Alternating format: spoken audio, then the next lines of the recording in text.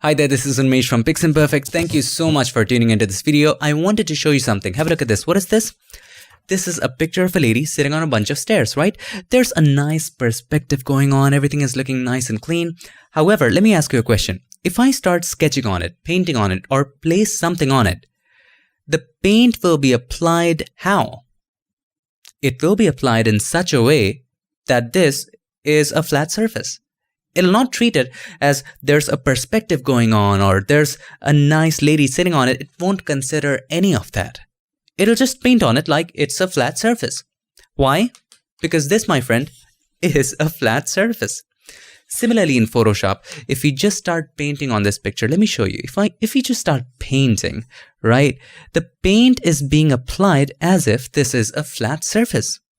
Because it is a flat surface. However, there's a feature in Photoshop that lets you define the perspective no matter how complex that is.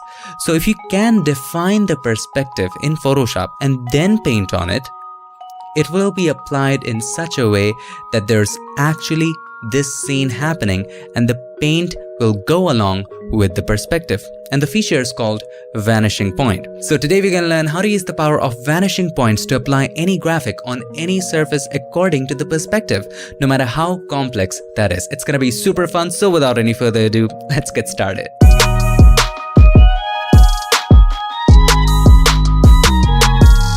Back in the magical world of Photoshop, and if you want to go ahead and download this photo and follow along, you know what to do. Check the links in the description. The first step is defining the perspective. This is just telling Photoshop the nature of perspective. That's it. We are not creating anything, applying anything, pasting anything. This is just telling Photoshop the nature of the image and the perspective.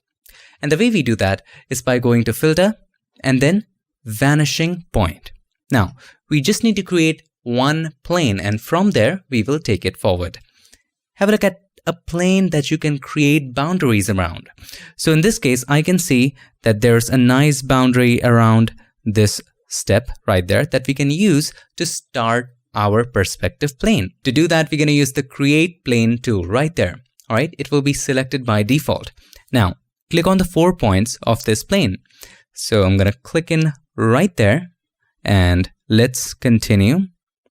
Don't worry about the subject right now. We're going to erase that area later, mask that later. All right, this looks pretty fine. Now, this rectangle, this plane is blue and it will create the best results. However, sometimes you might come across red rectangles. It doesn't mean that you cannot work with it, but it will not create good results. So make sure your rectangle is blue. There's one more variant of this. Sometimes you might see a yellow rectangle. That is kind of okay. So think of it like this. Red, stay away from it. Yellow is kind of okay. Blue is the best. So we are going to adjust the points accurately. Why? Because this will lead to other planes. And if one plane is not right, everything will fall out of place. So let's zoom in by pressing Ctrl or Command plus. Scroll down and just adjust the points to the right place. So here, I'm going to place it right there. All right. Now let's move on to the right hand side. Scroll it. It is a bit CPU intensive work, so it will be a little laggy, but that's okay. It totally depends upon the resolution of the image as well. So this is fine. Let's come down here. Scroll to the right a little. Adjust this accordingly. Let's go to the left hand side. We want to make sure that it's not red, so we might have to adjust it just a little bit. This looks okay. Now let's zoom out. There we are. And by the way, you can control the number of grids by using grid size. The higher the grid size, the higher the grid size will be, the lesser the grids. The lower the grid size, the smaller it will be with more grids. Okay, to extend this, all you have to do is just extend it from the left hand side, click and drag. And have a look. It will extend in perspective. It will maintain that perspective. Now this plane is fine. What if I want to extend it from this side in 90 degrees? So this plane that you see right here is just like this, right?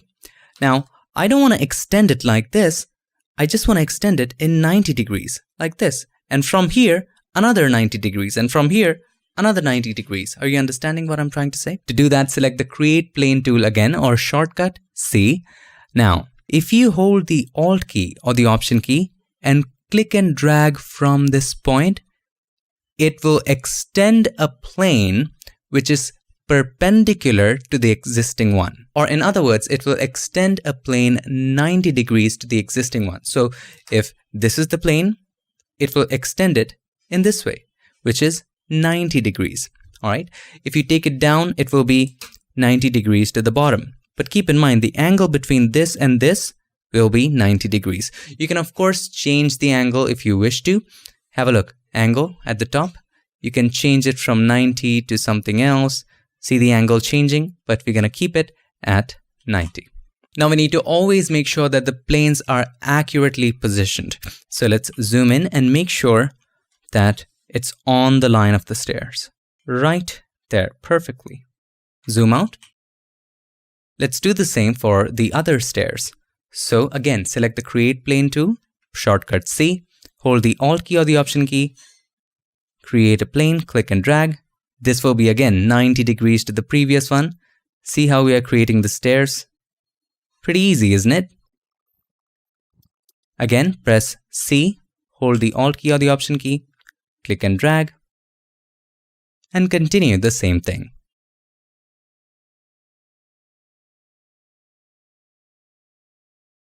I think that's enough. Let's zoom out. So we have created these nice planes, but the front is still left out. So extend it that way as well. So select this plane first and then again press C for the Create Plane tool and then hold the Alt key or the Option key, click and drag from here, extend, and again we have to press C, hold the Alt key or the Option key, click and drag from here. There you go. Now once the planes are created, the perspective is defined. All we need to do now is to hit OK and say to Photoshop, alright, this is the perspective.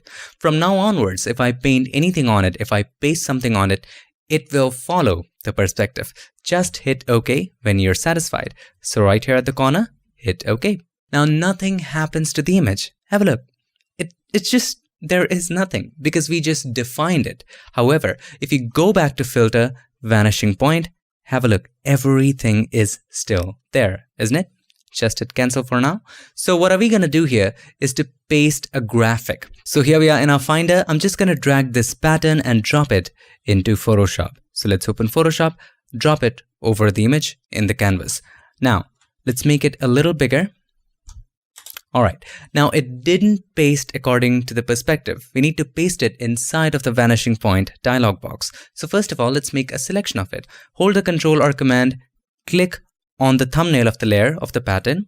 A selection around it has been made. Now press Control or Command C to copy it. Now you can turn off this layer, it doesn't matter anymore. Press Control or Command D to deselect that. Now let's create a blank layer on top of this one and we can name this graphic on stair. Right? Now let's go to Filter and then Vanishing Point. As you can see, it will still be there. Now let's paste it by pressing Control or Command V. Now it might not look right in the beginning, but I'm going to show you what to do if it looks too good to be true. So just drag it and drop it on the stairs and have a look at this. Isn't that fantastic? Now of course this is too big, so all we have to do now is to control the size of this thing. So to control the size, it's pretty simple. Press Control or Command T for the transformation tool. Now let's just move it a little bit to the left so that we can see the points. All right, there are the points. You can stretch it anywhere you want. You can make it smaller or bigger. So I'm going to hold the Shift key to keep the proportions and then click and drag it inside to make it smaller. Let's bring it to the right a little bit. Do that one more time. We're just making it smaller.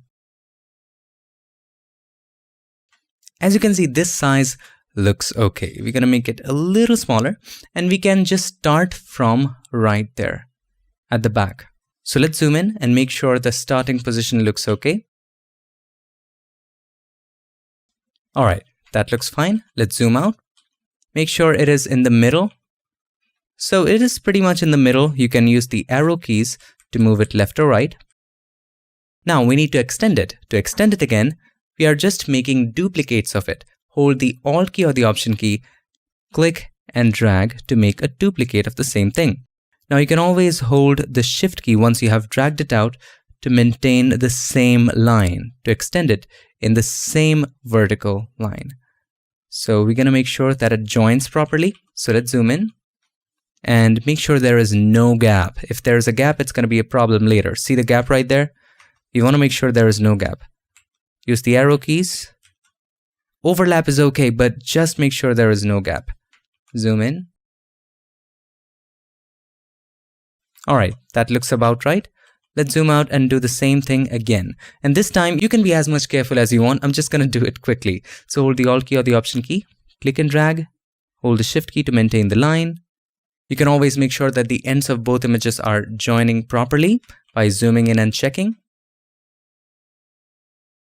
Again, we will repeat the same thing. Hold the Alt key or the Option key, click and drag.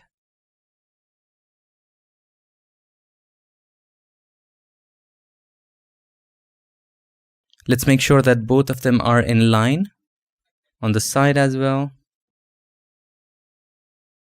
This looks to be about right. Let's zoom out. And once you're satisfied with the position of everything, just hit OK. Everything has been applied in that design.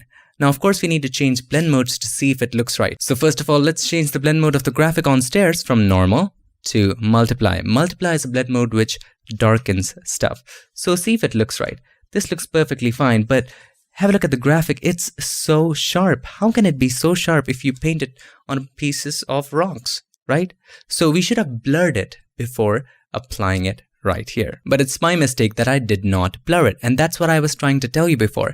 If it doesn't look right, you might have to blur it in the beginning and then paste the graphic because it's rocks, right? It cannot be that sharp. So do you really want me to do this again, blur it and then apply that again?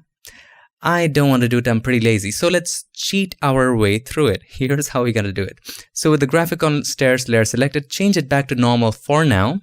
And then let's go to Filter, Blur Gallery, Field Blur.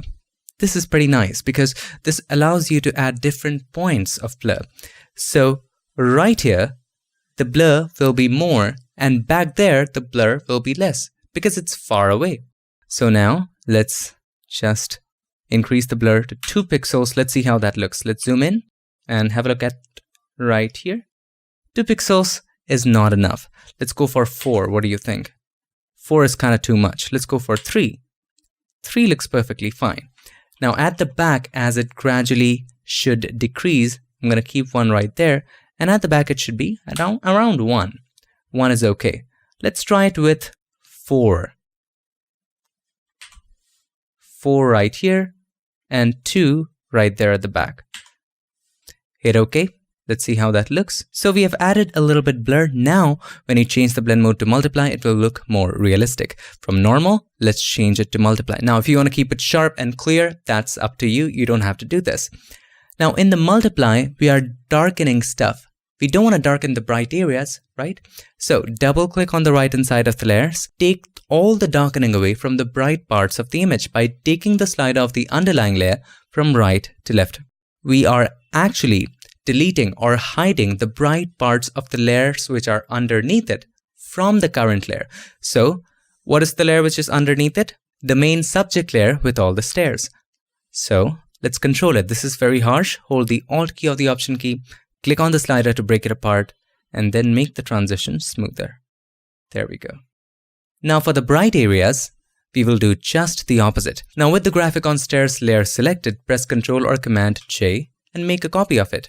This time, change the blend mode from multiply to screen. Now screen is a blend mode which brightens stuff. So we need to take it away from the dark areas and only apply it in the bright areas. So double click on the right hand side of the layer, do just the opposite. Return it back to normal and take it away from the dark areas. This is just for the bright areas. Hold the Alt key or the Option key, click on the slider to break it apart, and there you have it. See, you're just applying it to the bright areas. There we go. Hit OK once you're satisfied, and you can make a group of both of these. Select the first one, hold the Ctrl or Command, select the second one, and then press Ctrl or Command G. Here's the before, here's the after. Now to make it even more realistic, guess what we're gonna do? Just decrease the opacity. So click and drag on the word opacity to the left. Let's see how much we want. About 90% looks good. Now, of course, there's something wrong with it. It's also being applied on top of the subject. What do we do now? Simple. make a selection of the subject and mask it out. So first of all, let's turn off the group. Select the background layer and then select the magic wand tool or the quick selection tool, and at the top you will see select subject. Now this feature is available only in the latest versions of Photoshop. I think CC 2018 or 19, I'm not really sure, but in the latest versions. Now once you click on select subject, it will automatically create a selection around the subject by using Adobe AI and all of that fancy stuff. And then now you select the group, turn it on, and we need to create an opposite mask. We don't want to apply it in the selection, but outside of the selection. To create an opposite mask, hold the Alt key or the Option key and then click on the mask button. Now it's away from the subject. Now you might have to work on the mask by selecting the mask, take the brush, white as the foreground color, select a soft round brush at the top, and paint on the areas which are left out. Have a look at this. This area is pretty much left out, so we're gonna just paint on that. And you get the idea. You can take all the time in the world to kind of do it. So paint white on in here. This area was left out. There we go. Any area that was left out, or if there's an excess paint, you can press X, change it to black, foreground color to black, and then paint it away. So you can take all the time in the world to do this. But that is basically the idea. Now, when we paint on rough rocks or concrete like this, the paint is not always even. And even if it is, when it gets sold, it gets kind of grungy and the paint goes away from certain areas. And we can actually create that effect by adding a texture to the mask. Let's see how to do this. So here we are in our File Explorer or Finder. I'm just going to drag this texture and drop it on a brand new document, not over the same image. Drop it right there at the top. This opens as a brand new document, but this texture is very large. We need to make it a little smaller.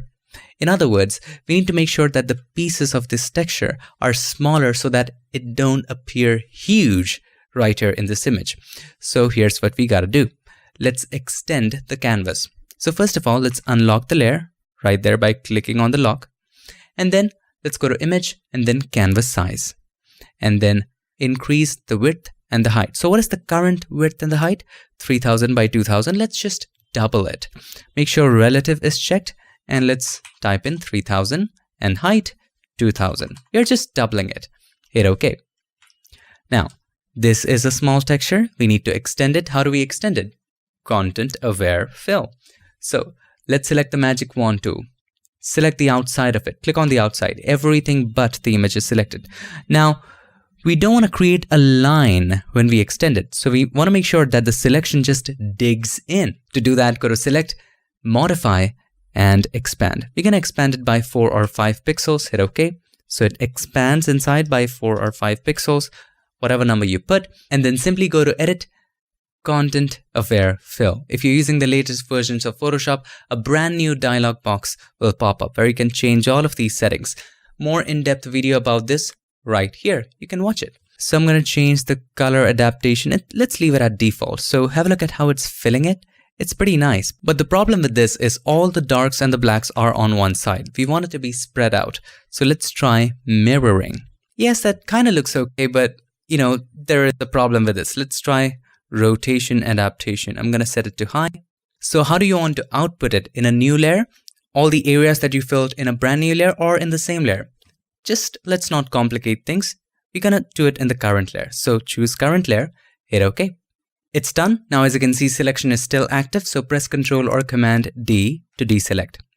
Now, this is very huge. It can make our processing very slow. So let's decrease the image size. Let's go to Image, Image Size. Let's decrease it to 3000 by 2000. This is OK. Hit OK. This just makes the size smaller and makes the process a little faster. Let's select all of this. Press Ctrl or Command A to select all of it. Ctrl or Command C. Now it is copied to the clipboard.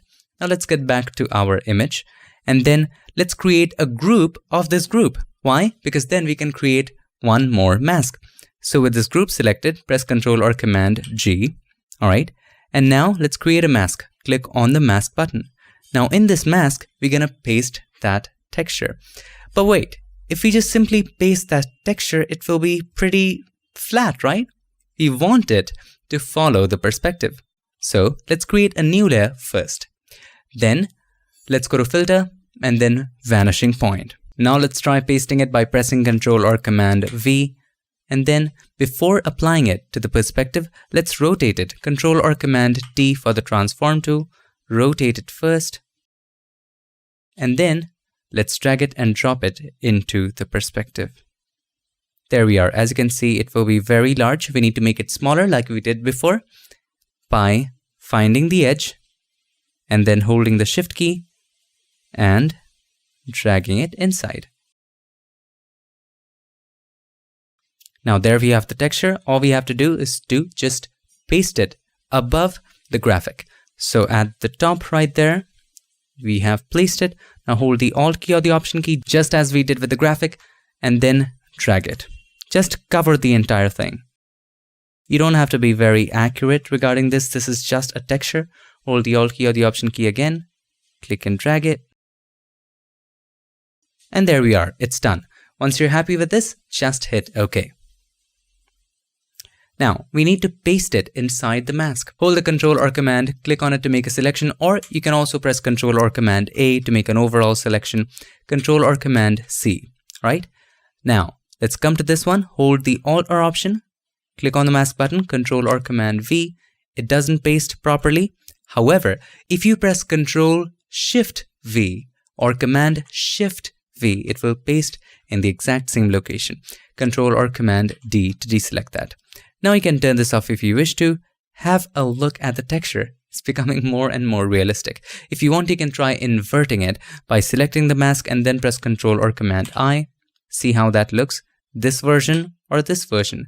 Absolutely your choice. I'm going to go with this. If you also want to play with the contrast of the mask, with the mask selected, press Ctrl or Command L for levels, and then you can play with these sliders to increase or decrease visibility and control the grunge. So I'm going to go with something like this and hit OK. Now also, as you can see, the corners are pretty sharp. So you can make it smoother. That's not a big deal. You can select the mask and then take a brush. Take any favorite brush of your choice. Even the soft round brush will do. Then you can simply start painting here with black, kind of make it a little grungy if you wish to. That is something you can take your time to do. You can also choose one of the grungy brushes, special effects brushes that you can download directly from Adobe. These spray brushes and all of that. Dry media brushes. So I'm going to take this charcoal brush and you can actually paint here with a charcoal brush. That's fun too. So the possibilities are limitless. I'm going to go back to my soft round brush. That seemed to work pretty nicely. You can actually erase it from the sides a little bit if you wish to. So there you go. Let's zoom out and have a look. So I took the time to clean the edges and here is the final results. So that's how easily you can define the perspective and then paint on it, paste anything on it, or do whatever you like. And whatever you do will be according to the perspective. Because if you have a look inside the vanishing point dialog box, let's just create a brand new layer. Let's go to filter and then vanishing point. You can do anything. You can paste stuff. You can use the clone stamp tool. You can even paint. So if you paint, have a look, it's happening according to the perspective. Isn't that wonderful? So all we did was defining the perspective. After that, using blend modes, blend if, and all of that stuff, we applied the graphic in a realistic manner. And we have talked about the same principles in videos before. But the main concept of this video was defining the perspective using vanishing point. I hope this video helped you, and if it did, make sure to give us a like and also don't forget to subscribe, and not just subscribe. Ring the bell so that you, my friend, don't miss any other future tip, trick or tutorial. I would like to take this moment to thank all these nice and amazing people for supporting this channel on Patreon and helping keep Piximperfect free for everybody forever. Thanks so much for all your support. Thank you for watching. I'll see you guys in my next one. Till then, stay tuned and make sure that you keep creating.